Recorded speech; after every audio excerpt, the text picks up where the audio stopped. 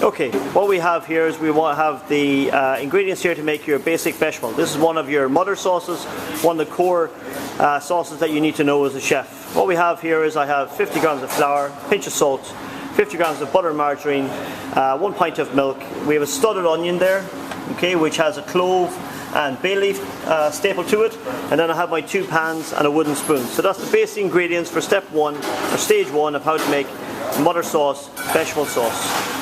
Okay, what I'm going to do here is just going to make a very simple thickening agent, which is called a roux. So a roux is basically equal quantities of flour and butter. So what I have here is I have 50 grams of butter margarine and I have 50 grams of flour. Okay, so I melt my butter margarine and then I add my flour. And what we got to do then is we got to cook it out. This is one of your basic thickening agents. And you have 3 types of roux. You have a white, a blonde, and a brown.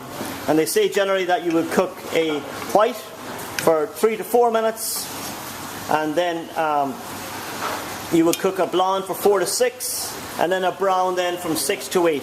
Normally what I would do if I'm going to do a brown roux is I would brown the flour on a tray in the oven first. So what we want to do is we want to cook this out to a sandy texture. So I'm going to make a white one here today. So cook this out for about 3 to 4 minutes. What you don't want to do is you don't want to overcook this. If you overcook this, it's going to lose its ability to thicken. Okay, and then you can process it then for a bechamel or a range of other sauces, veloutés and things like that. So that's just one of your basic kitchen preparations that you need to know how to make a roux. And it can either, like I said, be white, blonde, or brown. Okay, so we've made our roux here, and now we've also infused our milk here with our onion croûte. So I'm slowly now going to add some of my liquid to my roux.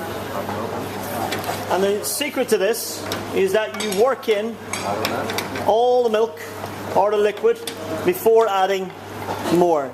You see that there? The milk has actually disappeared.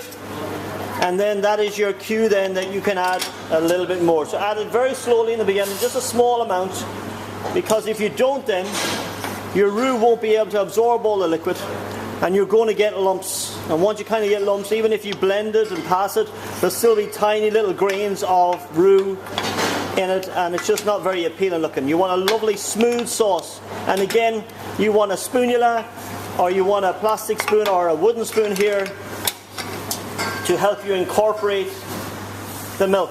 You don't want to use a whisk because it will react with the metal and it can turn your sauce a greyish colour. Okay, so I'll come back at the end now and I'll show you our roux once I've worked in all the liquid. Stage 2. Okay, this is the final stage. You can see there I've worked in all my cream. I have a nice smooth sauce that coats the back of a spoon. Okay, no lumps. Check your seasoning. I've added in my onion croûte there just to keep infusing the flavour there until it's ready to use. What you can also do then, if you weren't going to use it straight away, is a buttered cartouche over it. Okay, so a classic bechamel sauce. Done.